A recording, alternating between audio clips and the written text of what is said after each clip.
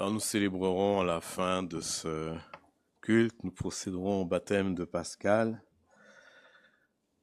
Mais quel est le sens de tout cela? Peut-être vous avez une idée de ce que c'est que le baptême, ou peut-être aucune. Mais quand je pose la question, c'est quel est le sens que l'Écriture donne à cela? Est-ce que c'est un rituel initiatique? Est-ce que c'est juste un passage obligé, simplement, hein? Une simple tradition? À quoi cela est-il connecté? Et où quelle réalité figure ce qui se passe avec de l'eau? Parfois, certains disent, bon, il faut passer par là. Quand on a grandi dans une église, il faut passer par là si tu veux faire quelque chose dans l'église. Des gens qui voient ça comme ça, hein. Tu veux jouer de la musique, enseigner, etc. Il faut que tu te fasses baptiser. Donc, c'est comme un certificat, hein, que l'on obtient. D'autres disent, simplement c'est comme ça, c'est dans la tradition. Tu viens à l'église, tu grandis, et puis un beau jour, c'est ton tour. Hein, le pasteur vient te voir et te demande, est-ce que tu veux te faire baptiser? Mais est-ce bien cela le sens du baptême? Afin de saisir un peu quelques aspects et de comprendre un peu pourquoi, le pourquoi plutôt de ce qui se passera tout à l'heure, je vous propose de faire un voyage tout au début de l'histoire de l'Église. Et donc, cela va nous emmener dans la Bible au chapitre 2 du livre des Actes des Apôtres, où il est question de personnes qui ont été baptisées. 3000. C'est beaucoup, hein? Qui ont été baptisées. Et dans ce passage, il est question de personnes juives qui sont venues d'horizons différents de tous les juifs dispersés qui sont à Jérusalem pour la fête de la Pentecôte. Et pendant qu'ils sont là, eh bien, il se passe quelque chose d'assez spectaculaire. Il y a comme un vent, un bruit qui vient du ciel. Et puis, la Bible dit qu'il y a des langues de feu qui se posent sur les apôtres qui étaient réunis. Et donc, les Juifs qui sont en séjour à Jérusalem, ils accourent sur la place un peu pour voir ce qui se passe. Ils arrivent là et ils sont étonnés. Et ils sont surpris d'entendre des personnes qui louent Dieu, mais dans leur propre langue, la langue du pays d'origine d'où ils viennent, quoi, hein. Parce qu'ils sont nés là-bas, ils sont juifs, mais ils sont nés là-bas dans d'autres pays, et ces personnes sont étonnées d'entendre des apôtres qui sont galiléens, hein, qui ne parlent que leur langue, parler dans leur propre langue maternelle à eux des louanges de Dieu. Et cela entraîne une certaine confusion, un certain étonnement. La Bible dit même que pour certains, ils ne savent que penser là-dessus, et puis les avis divergent. Il y a qui disent, bon, ils sont ivres, parce qu'ils ne comprennent pas ce qu'ils disent, mais d'autres sont surpris et veulent savoir, ils disent, mais qu'est-ce que veut dire tout ceci? Et là-dessus, l'apôtre Pierre, il arrive et il explique d'abord à ces personnes ce qui se passe, ce qu'ils sont en train de vivre, ces manifestations un peu étranges, entre guillemets, où subitement des personnes sont capables de parler la langue des autres et puis de louer Dieu dans cette langue, le vent qu'ils ont entendu. Ils disent que tout cela n'est que l'accomplissement d'une prophétie, la prophétie de Joël. Et puis, donc c'est ce qu'il explique en Acte 2, verset 14 et verset 21. Et puis après, il continue, hein, dans un sermon pour donner maintenant un sens théologique à tout cela. Et quand il termine son exposé, eh bien, la Bible dit qu'il y a des personnes qui sont secouées par cela.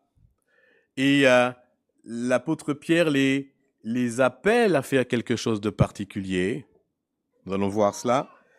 Et ces personnes, la Bible dit qu'elles furent baptisées au verset 41. Il dit, ceux qui acceptèrent sa parole furent baptisés. Et donc, le baptême, on pourrait se poser la question, pour ces personnes, le baptême, c'est ce qu'elles ont fait après avoir accepté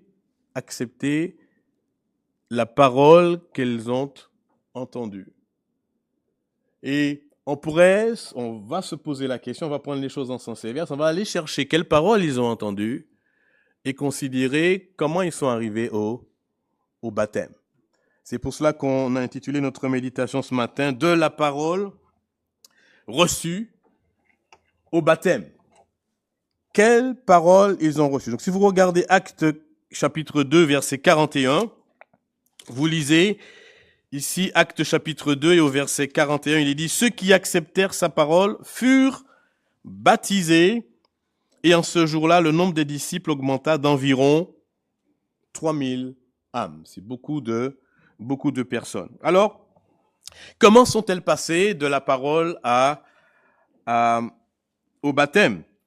Qu'est-ce que cela veut dire? Ceux qui acceptèrent sa parole furent baptisés. De quelle parole s'agit-il? Que veut dire accepter même cette parole? Et en quoi cela est-il lié au baptême? En quoi le baptême est-il conséquent à cette acceptation, à cette réception, on pourrait dire, de la parole? Alors, pour le comprendre, nous allons lire un peu en avant, donc Actes chapitre 2, et je vous propose de lire le sermon de Pierre. Voilà. De lire le sermon de Pierre, Actes chapitre 2, verset 22 jusqu'au verset 36. Actes chapitre 2, verset 22 jusqu'au verset 36. Hommes israélites, écoutez ces paroles. Jésus de Nazareth, cet homme à qui Dieu a rendu témoignage devant vous par les miracles, les prodiges, les signes qu'il a opérés par lui au milieu de vous, comme vous le savez vous-même. Cet homme, livré selon le dessein arrêté, selon la prescience de Dieu, vous l'avez crucifié, vous l'avez fait mourir par la main des impies. Dieu l'a ressuscité en le délivrant des liens de la mort, parce qu'il n'était pas possible qu'il soit retenu par elle. Car David dit de lui, « Je voyais constamment le Seigneur devant moi parce qu'il est à ma droite, afin que je ne sois point ébranlé. Aussi mon cœur est dans la joie et ma langue est dans l'allégresse, et même ma chair repose avec espérance.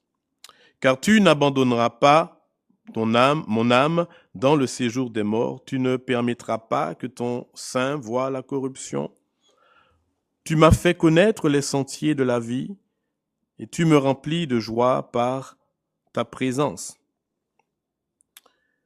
Verset 29, « Hommes frères, qu'il me soit permis de vous dire librement au sujet du patriarche David qu'il est mort et qu'il a été enseveli, et que son sépulcre existe encore aujourd'hui parmi nous. Comme il était prophète, et qu'il savait que Dieu lui avait promis avec serment de faire asseoir un de ses descendants sur son trône, c'est la résurrection du Christ qu'il a prévue et annoncée, en disant qu'il ne serait pas abandonné dans le séjour des morts et que sa chair ne verrait pas la corruption. C'est ce Jésus que Dieu a ressuscité. Nous en sommes tous témoins. Élevé à la droite de Dieu, il a reçu du Père le Saint-Esprit qui avait été promis et il l'a répandu comme vous le voyez et l'entendez. Car David n'est point monté au ciel, mais il dit lui-même, le Seigneur a dit à mon Seigneur, assieds-toi à ma droite jusqu'à ce que je fasse de tes ennemis ton marchepied. Que toute la maison d'Israël sache donc avec certitude que Dieu a fait Seigneur et Christ, ce Jésus que vous avez crucifié. Voilà. Tu peux faire. J'ai pas Ah, pardon, je n'ai pas vu. Merci beaucoup.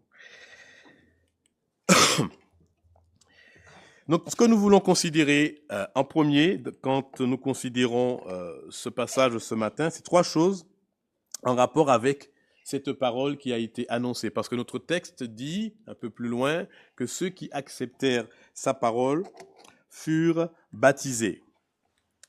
Ça marche? Ouais. Merci. La première chose que l'on peut voir ici, et que Pierre souligne, ou que ce texte souligne pour nous, c'est que la seigneurie de Jésus de Nazareth est le thème central de la parole que ces personnes ont entendue. Ceux qui acceptèrent sa parole. De quelle parole s'agit-il? Cette parole avait pour thème central la seigneurie de Jésus de Nazareth. C'est ce que nous venons de lire quand nous lisons le verset 36 qui dit ici que toute la maison d'Israël sache donc avec certitude que Dieu a fait Seigneur et Christ ce Jésus que vous avez crucifié. Alors, Pierre, quand il commence à parler, il insiste pour que ces Juifs soient attentifs à ce qu'il va dire. Au verset 14, il dit « Hommes juifs, prêtez l'oreille à mes paroles ». Et puis au verset 22, nous l'avons lu, il dit « Hommes frères, écoutez ces paroles ».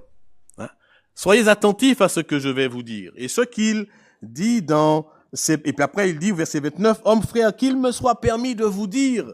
Et il insiste parce qu'il va dire des choses qui sont importantes pour ces personnes.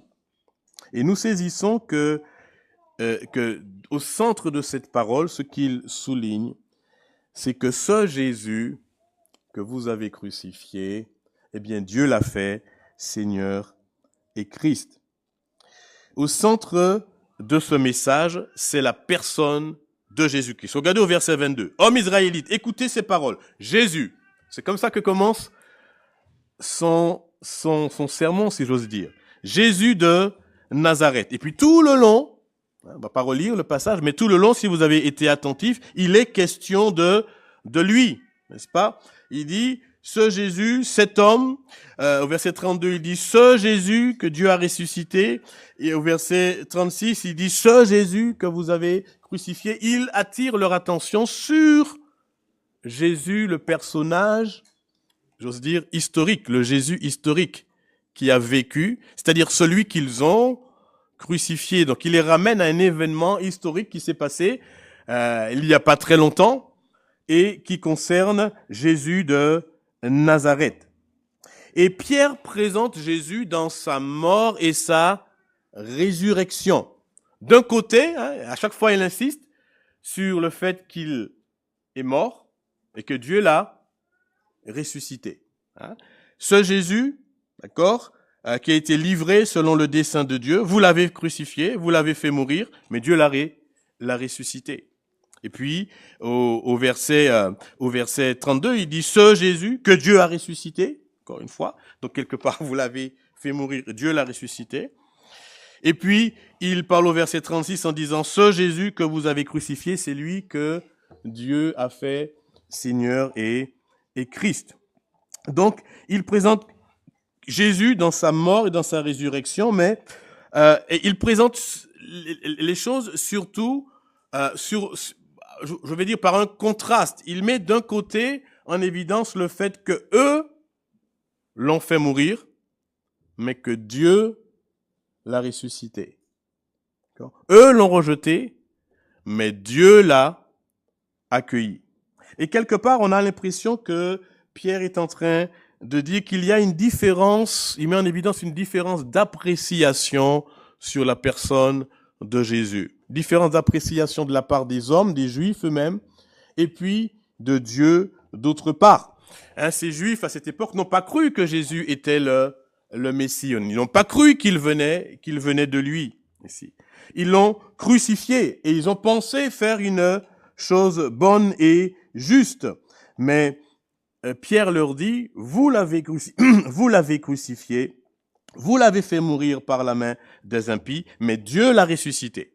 Okay? Ce Jésus que Dieu a ressuscité. Et ailleurs, partout, on a l'impression que Pierre est et un peu, il a tout le temps cette pensée en tête. Plus tard, au chapitre 3, je vous lis, il parle devant d'autres personnes et il dit « Le Dieu d'Abraham, d'Isaac et de Jacob », dans Acte 3, verset 13, « Le Dieu d'Abraham, d'Isaac et de Jacob, le Dieu de nos pères, a glorifié son serviteur Jésus, que vous avez livré et renié devant Pilate, qui était d'avis qu'on le relâcha. » Encore une fois, cette comparaison entre leur jugement concernant Jésus et puis celui de Dieu. Dieu l'a glorifié et vous l'avez renié. En Acte 3, verset 15, il dit « Vous avez fait mourir le prince de la vie, que Dieu a ressuscité des morts. » Et puis en Acte 5, verset 30, il dit « Le Dieu de nos pères a ressuscité Jésus, que vous avez tué en le pendant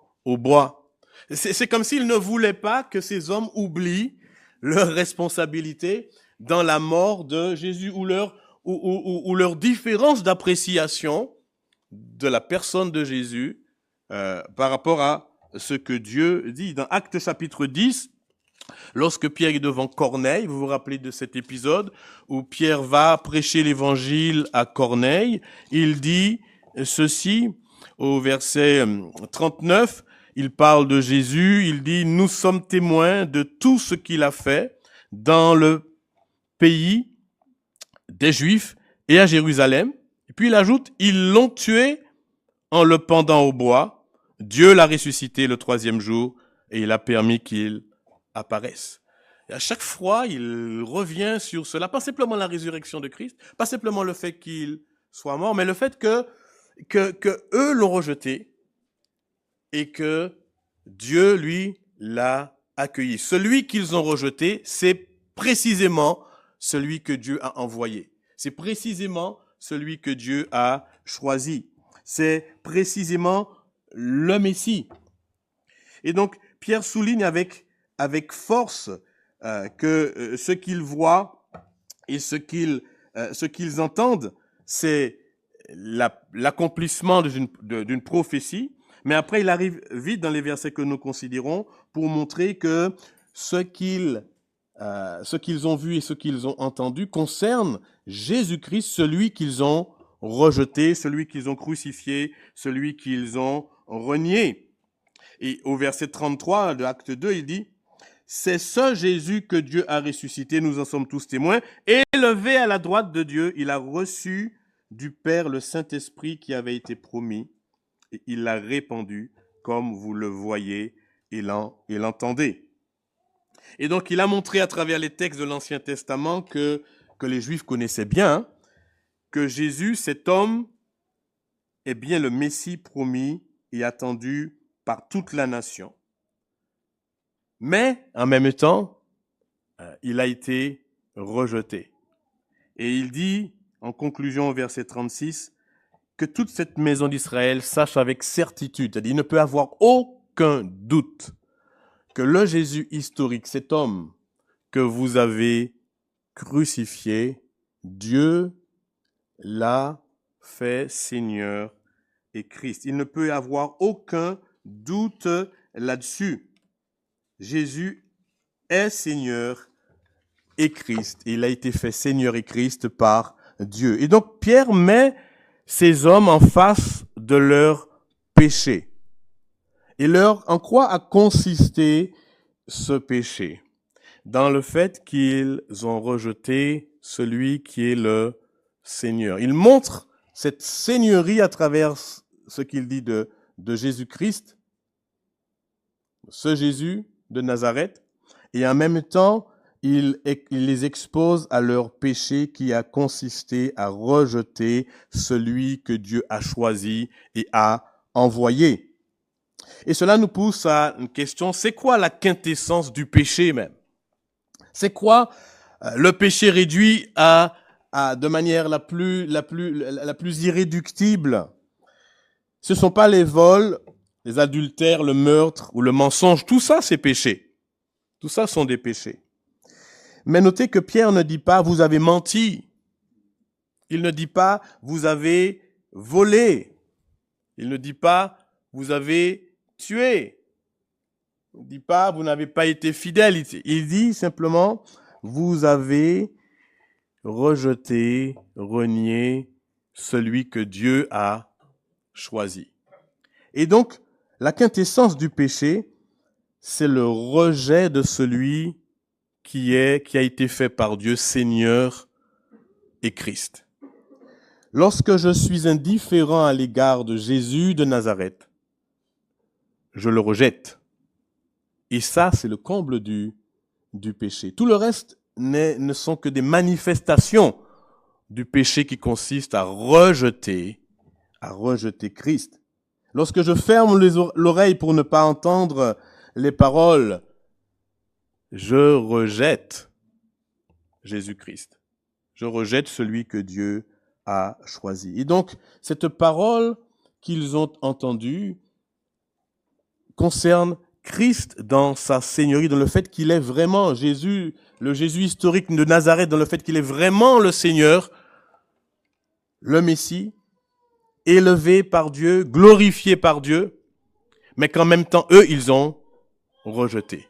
Et à chaque fois, nous aussi, aujourd'hui, nous sommes devant devant cette même réalité. D'un côté, enfin, pas d'un côté, il y a Jésus-Christ de Nazareth, celui qui a vécu il y a quelques 2000 ans sur notre terre, qui est mort et qui est ressuscité. Qu'est-ce que nous allons faire de lui? Le rejetons-nous en disant que ça n'était qu'un homme qui est venu donner un exemple? Comme j'ai entendu quelqu'un dire une fois en se moquant du christianisme, il a dit que le christianisme n'a à nous offrir qu'un Christ crucifié. Voilà. Et avec un mépris. Mais celui, dit Pierre, que vous avez crucifié, Dieu l'a exalté. C'est lui que Dieu a choisi. Et vous l'avez rejeté. Et donc, cette parole qu'ils ont entendue, c'est une exposition de qui est Christ et de comment eux, ils ont péché à l'égard de ce Christ-là.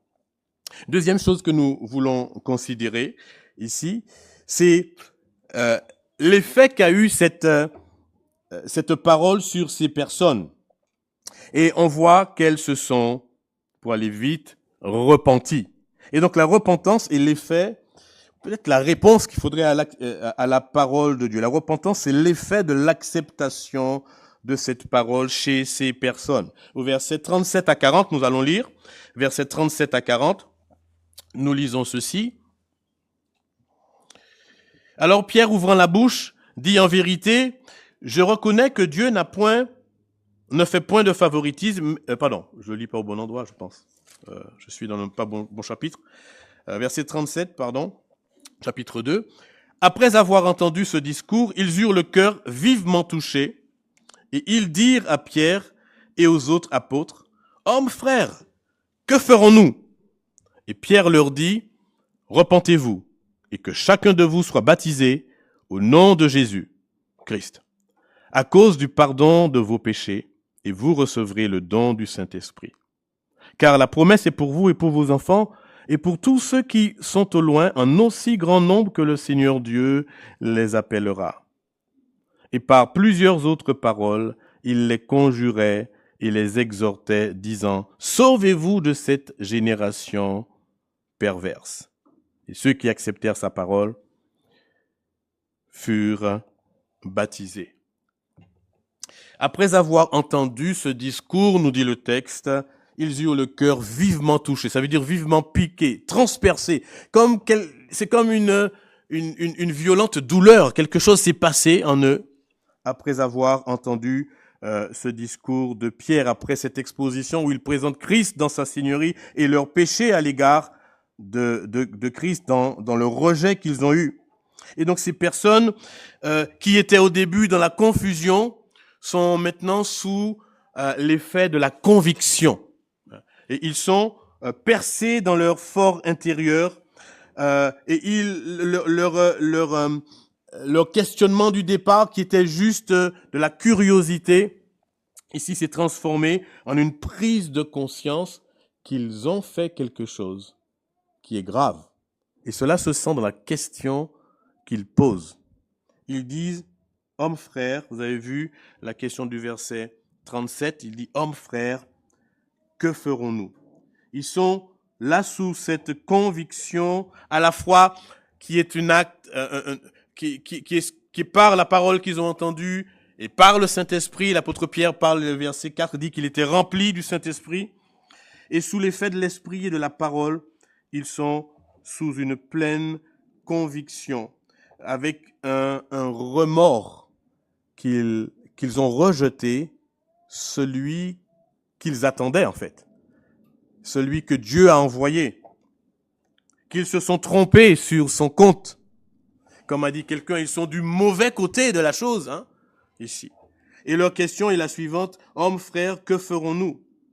Et notons que ce genre de question est toujours la question qui surgit lorsqu'un cœur est sous la conviction du péché. L'apôtre Paul, lorsqu'il est saisi par Dieu à un moment donné de sa vie, il va dans un cheminement où il va chercher des croyants, des chrétiens pour les mettre en prison. Il lutte contre l'évangile, il lutte contre Jésus. Pour lui, Jésus ne peut pas être le Messie, parce que le Messie ne peut pas être cloué, maudit de cette manière. Et lui, il lutte contre cela. C'est un juif profondément érudit, connaissant le texte, toute la loi. Et il est arrêté sur son chemin. Dieu l'arrête. Le Christ ressuscité l'arrête. Et il est pris sous le feu de la conviction. Et il dit: Seigneur, que veux-tu que je fasse? Il y a toujours une question qui surgit lorsque l'évangile transperce un cœur. Que veux-tu que je fasse? Que devons-nous faire? Rappelez-vous le geôlier dans sa prison, qui a entendu Paul et Silas chanter des cantiques, et puis qui est sur le point de se donner la vie parce qu'il y a un tremblement de terre et qu'il pense que les prisonniers sont en train de s'enfuir. Paul lui dit: ne te fais point de mal, personne n'est parti. Il est convaincu qu'il s'est passé là quelque chose qui n'est pas normal. Il veut se tourner vers ce Dieu dont il a entendu parler dans les cantiques, probablement, que chantaient Paul et Silas. Et il pose cette question: Seigneur, que faut-il que je fasse pour être sauvé? C'est exactement le type de question que posent ces hommes-là. Ils prennent conscience de leur culpabilité. Ils prennent conscience qu'ils ont un besoin. Ils prennent conscience de leurs besoins. Que ferons-nous? Dis-le-nous. Sommes-nous condamnés à rester ainsi? N'y a-t-il pas un moyen que nous puissions échapper à cela? Y a-t-il pas une possibilité de réparer les choses? Et Pierre leur dit que votre besoin, c'est le pardon de vos péchés. Regardez ce que Pierre dit. Repentez-vous et que chacun de vous soit baptisé au nom de Jésus-Christ à cause du pardon de vos péchés. Ce dont vous avez besoin, c'est le pardon de vos péchés. Comment faire pour échapper à ce rejet? Parce que nous avons rejeté le Messie. Eh bien, Pierre dit, ce que vous devez faire, ce dont vous avez besoin d'abord, c'est du pardon de vos péchés.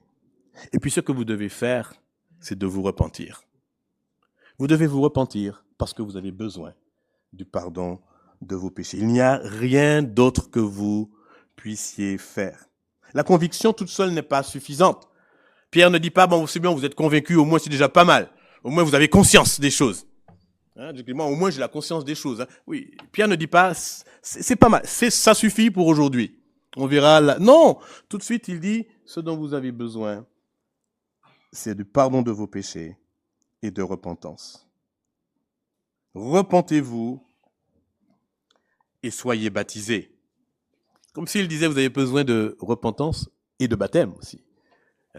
Ça, c'est lié ici.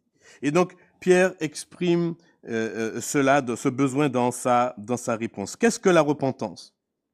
Qu'est-ce que la repentance? La repentance, c'est précisément ce que Dieu veut donner par tout ce qui s'est passé et que Pierre a décrit dans les premiers versets que nous avons lus. Par sa mort, sa résurrection et son exaltation. C'est Pierre lui-même qui le dit. Regardez dans Acte 5, verset 31. Acte 5, verset 31. il dit, verset 30,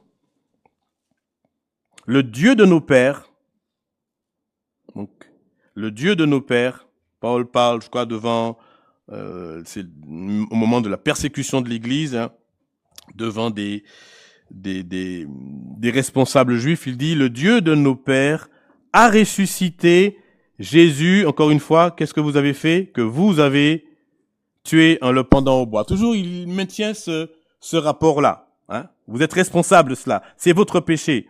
Et verset 31, il dit, Dieu l'a élevé par sa droite comme prince et sauveur. Et regardez bien ce qu'il dit après, pour donner à Israël la repentance et le pardon des péchés. Il dit, ce dont vous avez besoin, Dieu vous le donne. Il a fait tout cela. Certes, vous l'avez mis à mort Christ, mais vous l'avez fait selon le dessein de Dieu. Il le dit dans les versets. Dieu l'a ressuscité, il est exalté pour que vous puissiez avoir la repentance et le pardon de vos péchés. Et donc, c'est pour cela qu'il vous faut vous repentir. C'est ce que Pierre dit ici. Donc, la repentance, c'est se détourner de son péché pour se tourner vers Dieu. C'est changer complètement de direction, de pensée à l'égard de soi-même, mais à l'égard de Christ aussi. Ces hommes, rappelez-vous, ils étaient divergents sur leur appréciation de Jésus de Nazareth. Ils l'ont tué là où Dieu l'a ressuscité. Ils l'ont rejeté, renié là où Dieu l'a glorifié.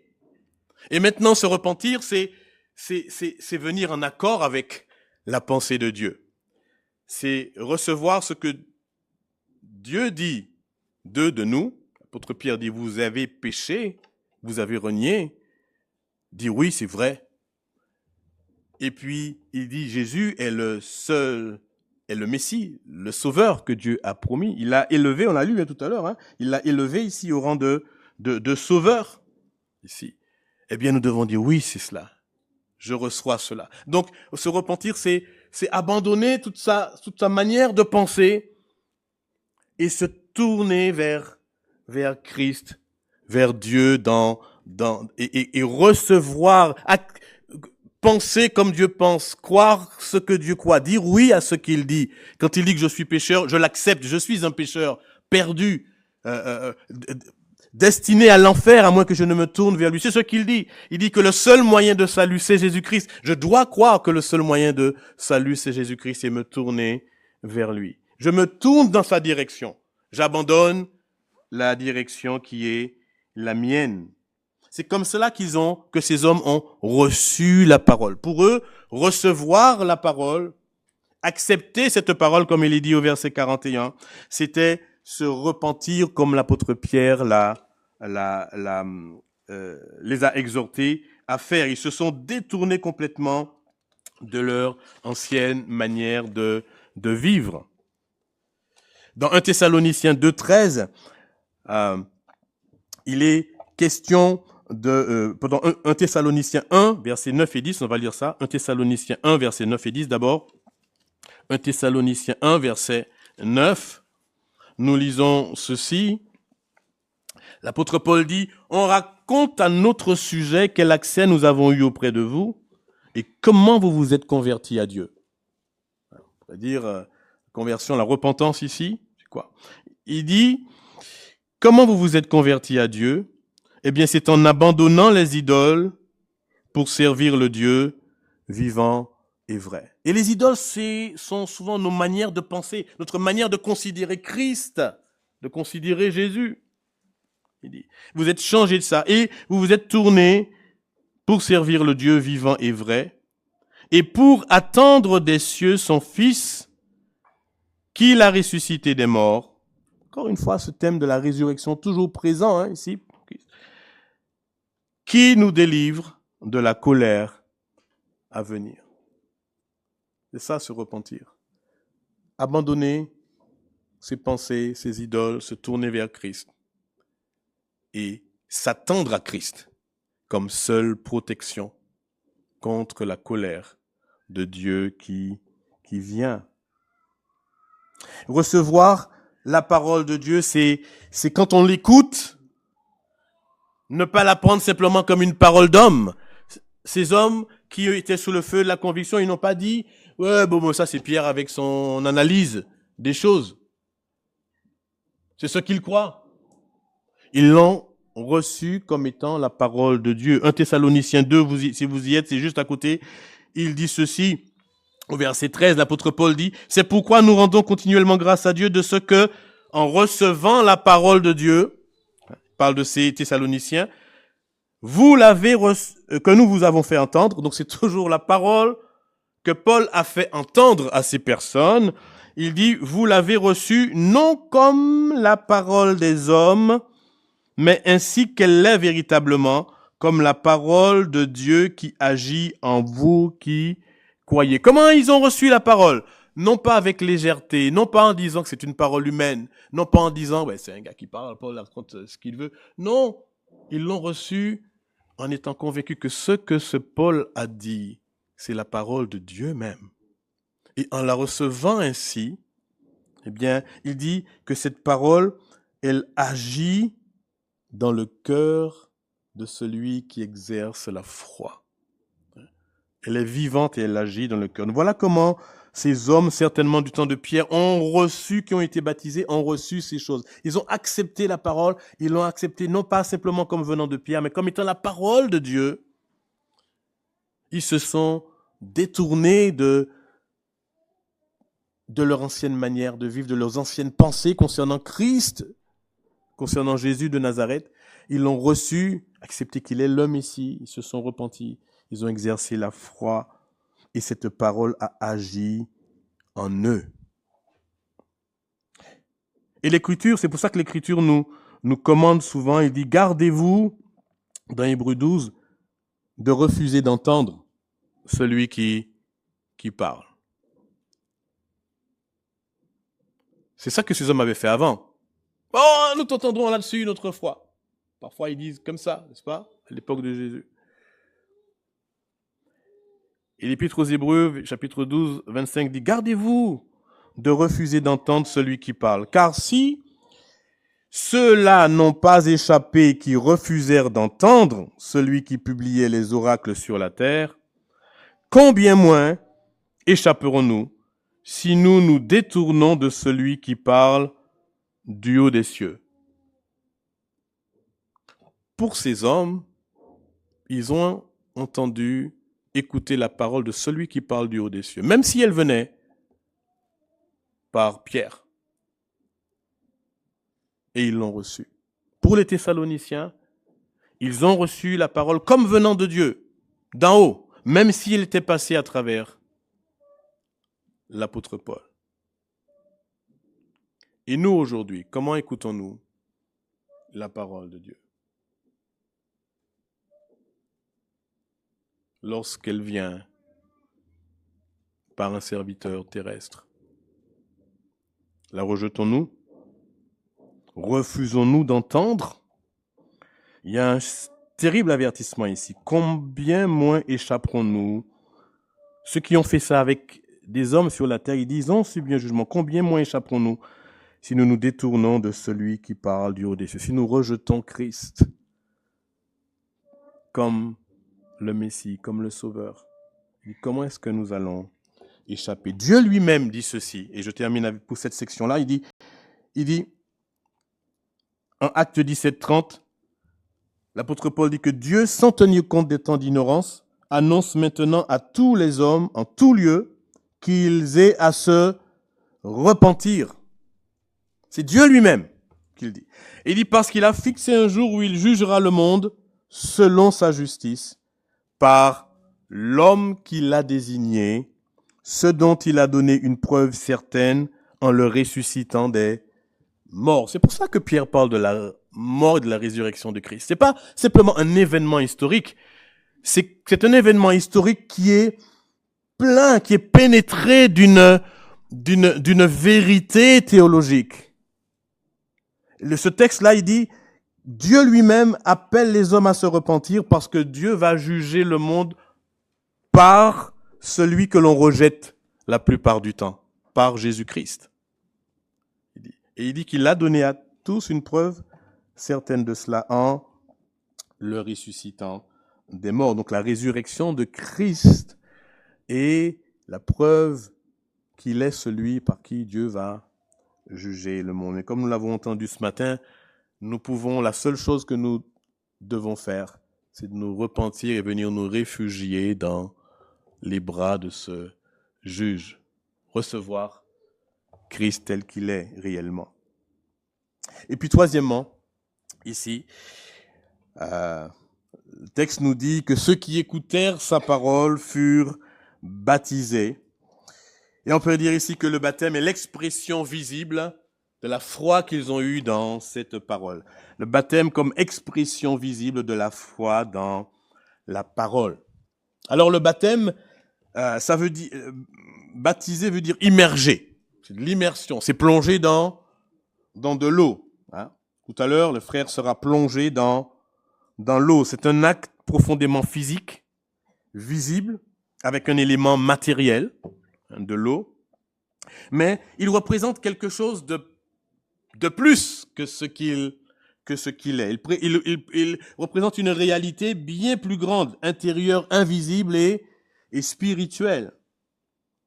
Et la réalité spirituelle est signifiée par ce qui va se passer par le baptême. Mais cette réalité spirituelle est plus grande que le baptême, que l'acte du baptême lui-même. Et le baptême en lui-même n'accomplit pas, si j'ose dire, hein, quelque chose de salutaire. Le baptême ne sauve pas. Ce n'est pas parce qu'on va rentrer dans l'eau, on pourrait mettre tout le monde dans l'eau, hein, c'est pas parce qu'on a mis dans l'eau que ça sauve. L'eau ici n'a rien de particulier, c'est de l'eau qui sera jetée après. Elle est là en tant que symbole. Donc le baptême ne sauve pas, mais il signifie quelque chose. C'est comme quand on porte une alliance et qu'on est marié. Quelqu'un qui n'est pas marié peut mettre une alliance. Hein. D'accord ? Ça ne veut pas dire qu'il est marié. D'accord ? Mais quelqu'un qui est marié, qui porte une alliance, cela signifie quelque chose. L'alliance signifie. En même temps que l'alliance est le symbole du mariage, l'alliance est un signe. Ça dit quelque chose. Ça met en évidence une réalité qui existe. Alors ça, c'est une image faible, mais le baptême, c'est encore plus que cela. Au verset 38, il est dit « Repentez-vous et que chacun de vous soit baptisé au nom de Jésus-Christ. » Alors, Pierre indique par là que ne donne pas un ordre, il dit beaucoup de choses, il ne donne pas un ordre chronologique dans lequel les choses se passent, hein, mais il indique que la repentance, le baptême d'eau, le pardon des péchés, le don du Saint-Esprit sont considérés comme des aspects d'une même réalité et qui se situent au début de la vie chrétienne. Donc, le baptême est l'expression, on pourrait dire cela, de l'obéissance individuelle à l'ordre de Jésus. Que chacun de vous soit baptisé au nom de Jésus-Christ. C'est pas collectivement, on n'a pas pris 10 personnes, on dit allez, on va faire il y a 3000, ça fait beaucoup, on va mettre par paquet de 10 ou de 100, c'est pas quelque chose de collectif, c'est quelque chose qui est individuel, qui est un acte individuel, que chacun de vous soit baptisé. Et ce qui est mis en évidence, c'est que le baptême n'est pas une option qui est laissée à la discrétion du chrétien. Pierre dit, repentez-vous et que chacun de vous soit baptisé. D'accord ? Il donne cette exhortation. Donc celui qui se repent réellement doit accepter d'être plongé dans l'eau. Okay ? Et il dit pas ici que ceux qui acceptèrent sa parole se firent baptiser, mais ils disent ils ont été baptisés quelque part. Hein. C'est-à-dire qu'ils ont, je ne veux pas dire subi, mais ils se sont soumis au commandement.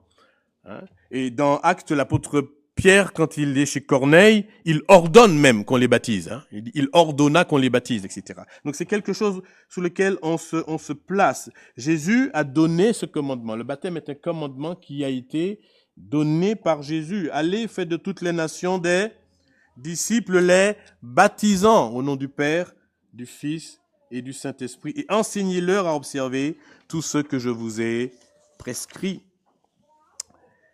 Et donc, on voit cette obéissance, on pourrait dire, de ces premiers chrétiens par le fait qu'ils se repentent et se font baptiser. Mais on voit cette obéissance tout au long de l'histoire de l'Église, au moins dans le livre des Actes. Actes chapitre 8, verset 12, il est dit, quand Philippe est en Samarie, il prêche, il dit, quand ils eurent cru à Philippe,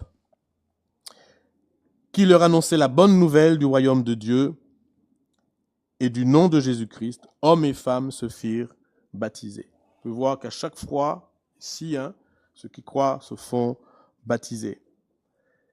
Acte 8, 38, vous vous rappelez du baptême de l'eunuque éthiopien qui descend dans l'eau avec Philippe et il est baptisé.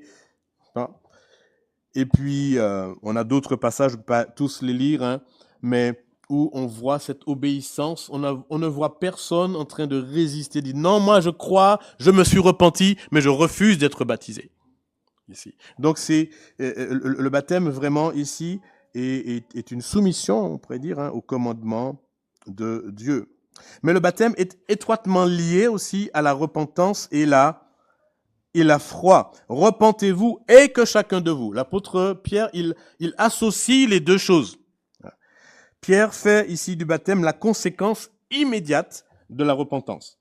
Il est impensable de dire, comme j'ai dit tout à l'heure, qu'on se repent, que l'on croit au Seigneur, mais que l'on ne veut pas être baptisé. Et les passages que nous avons lus, il y en a pas mal qui parlent du fait de croire et d'être baptisé. Ils ont cru à Philippe et ils ont été baptisés. Pour l'eunuque éthiopien, il dit, qu'est-ce qui empêche que je sois baptisé? Voici de l'eau. Et Pierre dit, quoi ici? Il dit, si tu crois, cela est possible. Je vous le dis, si tu crois de tout ton cœur, cela est possible. Et l'eunuque répondit, je crois que Jésus est le Christ, le Fils du Dieu. Et donc, ils arrêtent le char, ils descendent et Philippe baptise l'eunuque. Dans Acte 18, il est question je vais vous lire cela, de Crispus, qui était un chef de la synagogue, qui crut au Seigneur avec toute sa famille. Et plusieurs Corinthiens qui avaient entendu Paul, ils crurent aussi et ils furent, nous dit le texte, baptisés. Dans Acte 18, verset 8. Donc, baptême et foi sont étroitement liés. Quand on croit, on se fait baptiser, ici. Et c'était quelque chose pour l'époque qui était difficile pour ces personnes. S'associer, de même que les Juifs ont rejeté Christ, n'est-ce pas? À cette époque, s'associer à Christ, c'était s'exposer au rejet, à l'ignominie, aux difficultés dans la famille, perdre beaucoup d'avantages ici. Donc, ne se faisaient pas baptiser ceux qui n'avaient pas une foi véritable, mais ceux qui avaient une foi véritable se faisaient baptiser. Et c'était la marque, le signe qui exprimait vraiment cette foi. Le baptême, c'est aussi le symbole et le signe de l'union du croyant avec Christ dans sa mort et sa résurrection. Et que chacun de vous soit baptisé au nom de Jésus-Christ. Donc la valeur et la mort de la mort et de la résurrection de Christ est souvent dans cette exposition de Pierre est souvent signifiée ici. L'eau est à la fois le symbole de la vie. On est d'accord avec ça, on dit que l'eau c'est la vie. Quand on veut chercher s'il y avait une trace de vie sur une planète, on cherche s'il y avait une trace d'eau. Mais c'est aussi le symbole de la mort. Le déluge rappelle la mort, n'est-ce pas? Et la mer même, qui est l'étendue d'eau, ça rappelle toujours quelque chose de terrible dans la Bible. Apocalypse parle de la ville, de la Nouvelle Jérusalem. Il dit qu'il n'y aura pas de mer. Et c'est une image de la difficulté, des choses qui sont terribles. Donc, à la fois, le baptême d'eau, si on se dit, est un symbole de la mort et de la vie, mais de l'union du croyant dans la mort et la résurrection de Jésus-Christ. On trouve cela exprimé en Romains chapitre 6, versets 3 et 4. Il est dit, ignorez-vous que nous tous qui avons été baptisés en Jésus-Christ, c'est en sa mort que nous avons été baptisés. Nous avons donc été ensevelis avec lui par le baptême, afin que, comme Christ est ressuscité des morts par la gloire du Père, de même, nous aussi, nous marchions en nouveauté de vie. Donc ceux qui sont unis à Christ sont unis dans sa mort et sa résurrection. Quand il est mort, ils sont morts. Quand il est ressuscité, il est ressuscité. Et l'expression qui rend compte de cette réalité spirituelle, consiste à dire, comme l'apôtre Paul dit, être baptisé en Christ. Mais, on pourrait dire, ce qui l'exprime visuellement et publiquement, c'est le baptême. C'est le fait d'être plongé dans l'eau, on pourrait dire de disparaître, puis de réapparaître. C'est comme la mort, l'ensevelissement, et puis la nouvelle vie. Donc je relis ce que Paul dit. Il dit, ignorez-vous que vous tous qui avez été baptisés en Jésus-Christ, c'est en sa mort que nous avons été baptisés. Nous avons été ensevelis avec lui par le baptême en sa mort, afin que comme Christ est ressuscité des morts par la gloire du Père, de même, nous aussi nous marchions en nouveauté de vie. Donc nous ne devons pas considérer le baptême comme juste un événement, juste un acte, juste un rite, quelque chose qu'on doit faire avant de passer à autre chose. Il est l'expression d'une réalité profonde. Il est l'expression d'une réalité profonde, merveilleuse, sainte. Il exprime l'union du croyant avec Jésus-Christ, dans tout ce que Christ est. Et il ne renvoie pas, premièrement, à celui qui est baptisé, mais il renvoie d'abord, on pourrait le dire, à Christ et à tout ce qu'il a fait. Il y a un auteur qui disait que, en parlant du baptême, il dit que par le baptême, on saisit que Dieu unit à Christ celui qui croit en lui. Lorsque nous regardons quelqu'un se baptiser, c'est la pensée que nous avons. Dieu a uni cet homme ou cette femme à lui dans sa mort et dans sa résurrection. Avec Christ, ils sont un. Et cette même pensée doit être aussi celle de celui qui est baptisé. Je suis uni à Christ dans sa mort et dans sa résurrection. C'est ce que Dieu a donné comme image qui peut nous aider le plus à comprendre cette réalité de l'union que nous avons avec Jésus-Christ dans sa mort et dans sa résurrection. Il est mort, je suis mort avec lui. Il est ressuscité, je suis ressuscité avec lui. Je vis maintenant avec lui. Je ne crains plus. Nous sommes ressuscités avec lui, assis avec lui dans les lieux célestes, dit l'Écriture. Voilà donc de la parole au baptême. Voilà ce que ces hommes ont connu. Ils sont d'abord été exposés à une explication de la parole de Dieu, des réalités concernant Jésus-Christ, concernant leur propre péché, leur propre rejet. Ils ont reçu cette parole, ils se sont repentis et ils ont témoigné publiquement par le baptême de leur appartenance à Christ. Ils ont témoigné de leur union avec Christ. Ils ont exprimé ce que Christ a fait pour eux et ce qu'ils sont maintenant par rapport à Christ. Alors juste une question. Êtes-vous passé de la parole au baptême? Avez-vous reçu Jésus-Christ? Ou êtes-vous de ceux qui, comme les Juifs, vous n'avez peut-être pas crucifié, vous n'avez pas crié crucifie-le, mais chaque fois que vous vous détournez pour ne pas entendre ce qu'il dit, vous dites crucifie-le, vous le reniez, vous le rejetez. Sachez que Dieu l'a choisi, exalté, glorifié, et qu'il jugera le monde par lui. Mais sachez que Dieu l'a fait mourir, l'a ressuscité, l'a exalté, afin de donner la repentance aux nations. C'est ce que l'apôtre Pierre dit dans Acte 10. Ils se disent, Dieu a donc aussi donné la repentance aux nations. Et ses bras sont encore ouverts aujourd'hui. Il dit, venez à moi, repentez-vous et soyez baptisés. Et vous recevrez le pardon de vos péchés. Prions. Seigneur notre Dieu, nous te remercions pour ta parole. Nous te remercions parce que tu ne nous as pas laissés dans notre égarement, mais toi-même tu as pourvu dans ta grâce le moyen de nous réconcilier avec toi. Tu nous as donné Jésus-Christ qui est mort, ressuscité, qui est exalté et qui nous donne la repentance et le pardon de nos péchés. Je te prie que, comme ces hommes, tu nous donnes de saisir ces choses, que ta parole transperce nos cœurs, qu'elle nous place sous le feu de la conviction et que ton esprit nous pousse dans une sincère repentance et dans l'obéissance à ta parole pour la gloire de ton nom. Amen.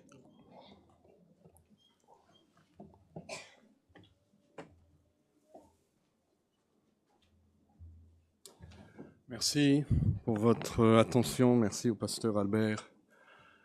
Il y a un danger de pratiquer ces choses sans une compréhension.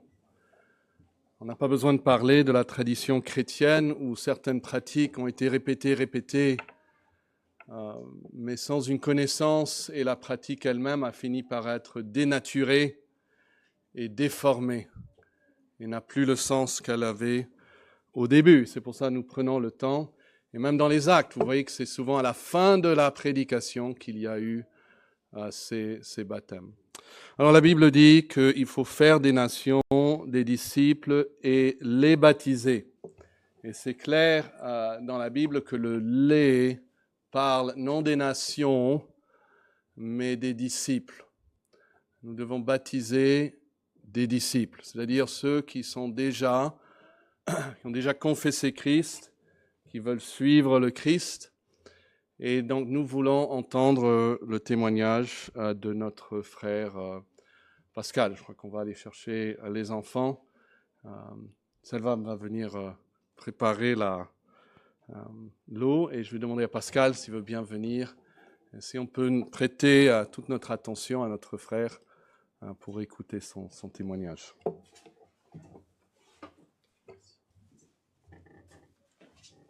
Bonjour à tous. Vraiment merci d'être là, c'est une grande joie de témoigner de ce que Christ a fait pour moi. Donc je m'appelle Pascal, j'ai 28 ans. Je viens d'une très belle famille de 5 enfants. Je suis le plus jeune, j'ai grandi dans les croyances catholiques. Donc j'ai été baptisé bébé, j'allais à la messe, je servais aussi dans l'église et j'ai toujours senti la présence de Dieu, même la bonté de Dieu dans ma vie depuis petit. Mais bon, ça ne m'a pas empêché d'être un enfant très très difficile et ça ne s'est pas amélioré en grandissant. Je commettais des péchés très graves. J'étais un peu comme Jonas qui voulait fuir Dieu pour me perdre.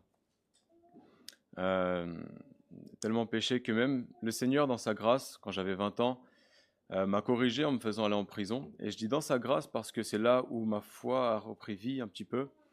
Je demandais de la littérature chrétienne et ça m'encourageait à aller à Christ. À partir de là, j'ai commencé à croître spirituellement un petit peu. Et s'en est suivi quelques épisodes douloureux pendant lesquels le Seigneur m'a merveilleusement soutenu. Comme lorsque ma mère est tombée malade d'un cancer du cerveau. J'ai trouvé refuge auprès de Dieu et j'écoutais beaucoup de prêches et il m'a donné une confiance en lui très très forte. J'avais une paix vraiment profonde par la grâce de Dieu et je n'arrivais même pas à être triste parce que je mettais vraiment toute ma confiance en lui. Et lorsque le Seigneur a repris la vie de ma maman il y a 7 ans, j'ai pu l'accepter, j'ai glorifié Dieu. J'ai dit, comme Job, dans le livre de Job au chapitre 1, verset 21, « L'Éternel a donné, l'Éternel a ôté, béni soit le nom de l'Éternel. » Mais 3 ans après, j'ai remis ma foi en question. J'ai vu qu'elle était basée sur des connaissances minimes et insuffisantes et sur des sentiments parce que j'étais même pas capable de répondre lorsqu'on me posait des questions sur les bases de la foi chrétienne. C'est-à-dire que je ne savais moi-même pas en quoi je croyais. Et donc je me suis dit que si je me considérais chrétien, c'était peut-être parce que j'avais reçu ça de mes parents, parce que je connaissais que ça, et que ça aurait été différent dans d'autres circonstances, et que donc chacun a ses croyances selon les circonstances de sa vie, mais que tout ça est un mensonge. Et donc j'ai arrêté de croire, J'étais comme sans Dieu, sans espérance, pour ma famille, surtout pour leur vie future, et j'étais anéanti. Mais voyant l'évidence que Dieu existe dans la création, j'ai commencé à chercher Dieu. Je l'ai cherché un peu partout, dans toutes les religions, les spiritualités, et j'essayais aussi de me détourner du mal pour prouver ma bonne volonté devant Dieu que j'ai de le trouver. Et je ne le trouvais pas, je priais un Dieu qui peut-être existait. Je lui disais que je ne voulais pas croire, qu'il se fasse connaître lui-même à moi, parce que je ne voulais pas croire, grâce à mes propres facultés à comprendre les choses, qui ne sont pas fiables, mais je voulais une foi qui vient directement de Dieu et qui soit véritable et certaine. Et un jour, j'ai visité un temple catholique, et j'ai lu un texte qui m'a rappelé que Dieu se révèle à travers la bouche de ses prophètes, à travers les écritures de la Bible. Et j'avais ces paroles de Jésus en tête, celui qui cherche trouve, et on ouvre à celui qui frappe. Et j'ai pris cela au mot, je me suis dit que si Jésus dit vrai, je trouverai. Et si je ne trouve pas, ce serait juste une autre de ces fausses religions. Mais bon, je n'avais rien à perdre, donc en repartant, j'ai commencé à apprendre qui était ce Dieu de la Bible, en étudiant les Écritures sérieusement et en repartant à zéro, c'est-à-dire comme si je n'avais jamais rien connu.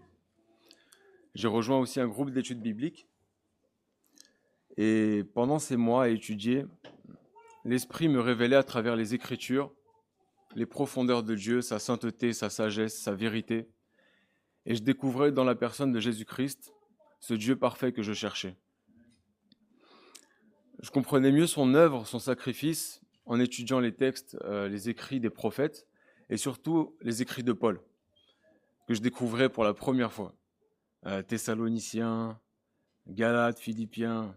Je me disais, mais comment j'ai pu ignorer ces choses? Comment j'ai pu vivre jusqu'ici sans connaître ces textes?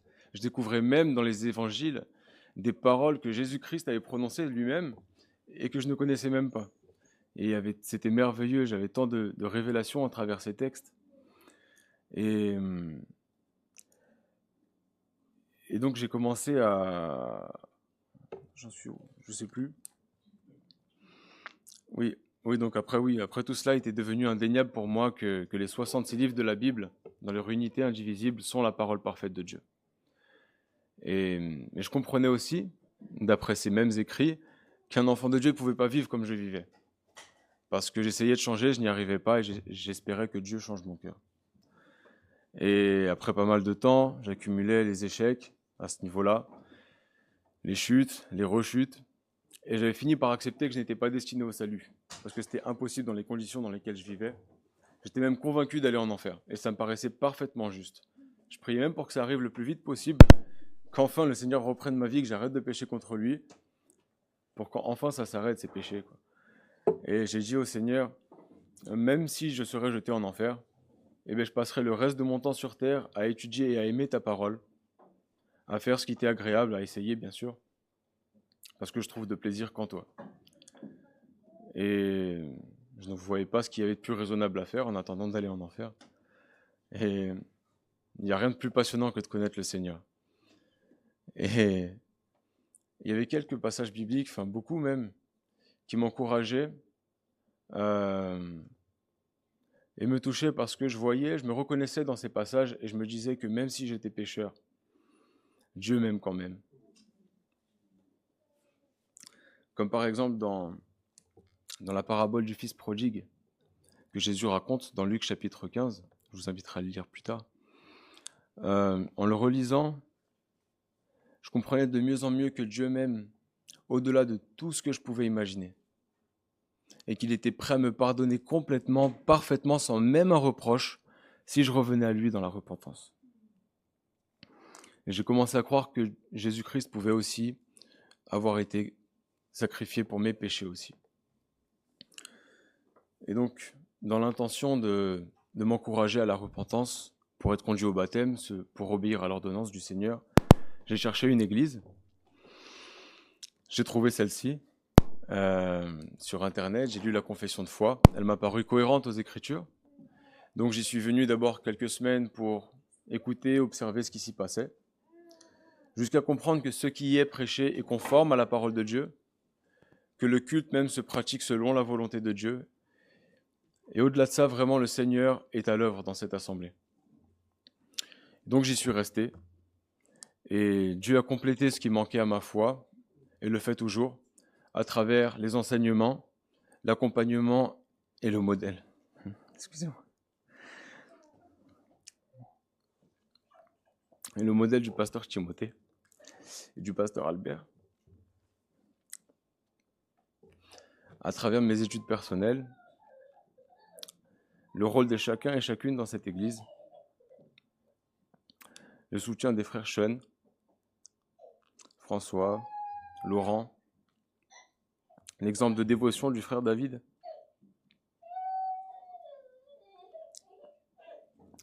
et les discussions de chacun avec chacun et chacune, avec vous tous, et grâce bien sûr à vos prières. Donc depuis que le Seigneur m'a guidé ici, j'ai beaucoup mûri spirituellement, j'ai reçu l'assurance du salut, et chose pour laquelle j'avais tant prié aussi, c'est que le Seigneur m'a considérablement libéré de la puissance du péché. Je suis très loin, mais alors très loin d'être parfait. Mais le Seigneur a changé mon cœur de manière fabuleuse. Maintenant, mon cœur brûle pour le Seigneur. Mes affections ont changé. Mon amour n'est plus le même. Et je sais que si je suis sauvé, c'est par la grâce de Dieu. Par son amour inconditionnel qu'il a pour moi, qu'il a témoigné en sacrifiant son Fils unique, Jésus-Christ, pour mes péchés sur la croix, et que si j'ai part à cette grâce, c'est par le moyen de la foi en Jésus-Christ que j'ai aussi reçu par grâce aussi. Ainsi, tout est grâce. Comme nous le rappelle Éphésiens 2, au verset 8, car c'est par grâce que vous êtes sauvés, par le moyen de la foi. Et cela ne vient pas de vous, c'est le don de Dieu. Et le verset 9 dit, car ce n'est point par les œuvres, afin que personne ne se glorifie. Donc si je peux passer un message à nos amis qui n'ont pas mis leur confiance en Christ pour le salut de leur âme, c'est une bonne nouvelle. C'est que le royaume de Dieu vous est encore accessible aujourd'hui, mais uniquement par le moyen de la foi en Jésus-Christ. Parce que personne par ses propres œuvres ne mérite d'entrer dans le royaume de Dieu. Nous sommes tous pécheurs. Et selon la justice de Dieu, nous méritons tous d'aller en enfer. Parce que le jour du jugement vient et la colère de Dieu avec. Mais Dieu, dans sa grâce, a pourvu à un moyen par lequel nous pouvons être sauvés. Et ce moyen, c'est la foi en Jésus-Christ, qui a déjà, par son sacrifice, payé la dette de tous ceux qui croiront en lui. Il est le seul qui peut vous sauver en pardonnant tous vos péchés. Et il le veut. Alors connaissez-le dès aujourd'hui, pendant qu'il se laisse encore trouver. Il se laisse trouver par tous ceux qui le cherchent dans l'humilité et dans la repentance, sans rien à lui offrir, mais tout à recevoir de lui pour la vie éternelle. Venez les mains vides, aussi sales qu'elles puissent être même, et il vous accueillera quand même. Il vous purifiera lui-même et il vous sauvera gratuitement, par amour. Alors s'il vous plaît, mes amis, venez à Christ, soyez réconciliés avec Dieu et soyez sauvés. Est-ce que je peux prier ? Père céleste, Dieu de notre salut, merci d'avoir permis que ce jour arrive, de m'avoir soigneusement conduit jusqu'ici. Me voici ici voulant me faire baptiser en ton nom, selon ta volonté, dans la continuité de ma vie, ma nouvelle vie avec toi. Je te supplie, Seigneur, d'avoir un regard favorable sur mes vœux, qui sont aussi nos souhaits à tous, qui sont que ton esprit abonde en nous et domine toute autre force en nous, pour nous faire vivre dans l'obéissance à ta volonté, dans ta paix et ta joie, en nous appliquant à te connaître, à étudier ta parole, afin que nos vies te glorifient et soient pour toi un sujet de joie. Merci pour nos vies, nous voulons te les rendre, te les donner comme un grain de sable, comparé à l'océan infini de grâce que tu nous donnes en Jésus-Christ dans les lieux célestes. Merci. Nous te prions d'ouvrir les yeux de celles et ceux ici qui sont encore privés de la lumière de l'Évangile. Donne-leur, s'il te plaît, ô Dieu, la soif de te chercher, de se nourrir de ta parole, à travers laquelle tu nous révèles les richesses de ta grâce, ta parfaite sainteté, ta parfaite vérité, ta parfaite justice et ta parfaite sagesse. Merci pour ta bonté. de ce que tu ne rejettes pas celui qui vient à toi, peu importe son âge, sa condition ou même son passé, mais que tu l'accueilles, que tu l'aimes parfaitement, que tu le pardonnes complètement et que tu lui accordes la vie éternelle. Nous te prions ces choses au nom de notre Seigneur Jésus-Christ. À lui seul la gloire, toute la puissance et le règne pour l'éternité. Amen. Merci. Merci beaucoup. Vous pouvez partir, c'est fini. Je rigole. Est-ce qu'on peut m'apporter un micro, s'il vous plaît? Oui.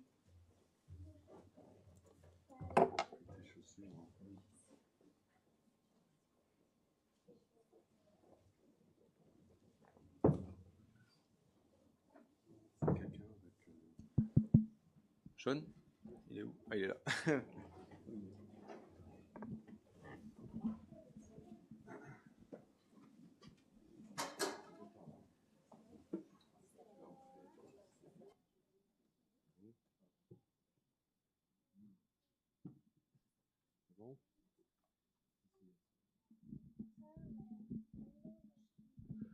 Ok, vous qui êtes derrière, si vous voulez vous lever, peut-être ceux de devant, vous pourrez rester assis, mais derrière, si vous voulez vous lever, ou si vous n'arrivez pas à voir, il y a de la place par ici. Hein, vous pouvez vous approcher. Alors, nous voulons faire deux choses. À la fois apprécier toute la grandeur de ce qui se passe maintenant. Et de l'autre côté, nous empêcher de faire de cela quelque chose de magique ou qui donnerait en lui-même le salut. On ne veut pas priver de Christ lui-même toute la gloire pour le salut. Donc j'ai quelques questions à poser à notre frère. Je crois qu'il est très très bien exprimé déjà à l'Évangile.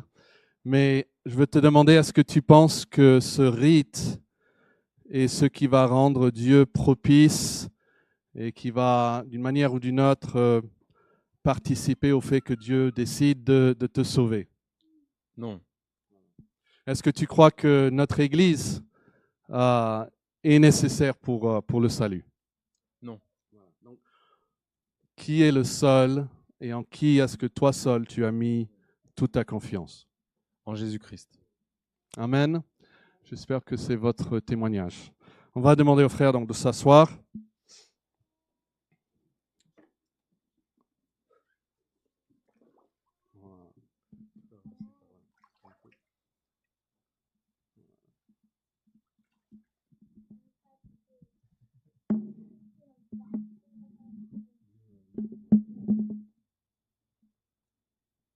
C'est une grande joie en tant que ton frère Pascal et son pasteur de pouvoir, puisque tu es disciple de Jésus-Christ, se baptiser aujourd'hui. Et donc, comme dit les Écritures, au nom du Père, du Fils et du Saint-Esprit, je te baptise, enseveli avec lui dans sa mort, mais ressuscité aussi avec Christ pour marcher en nouveauté de vie. Je te le prie.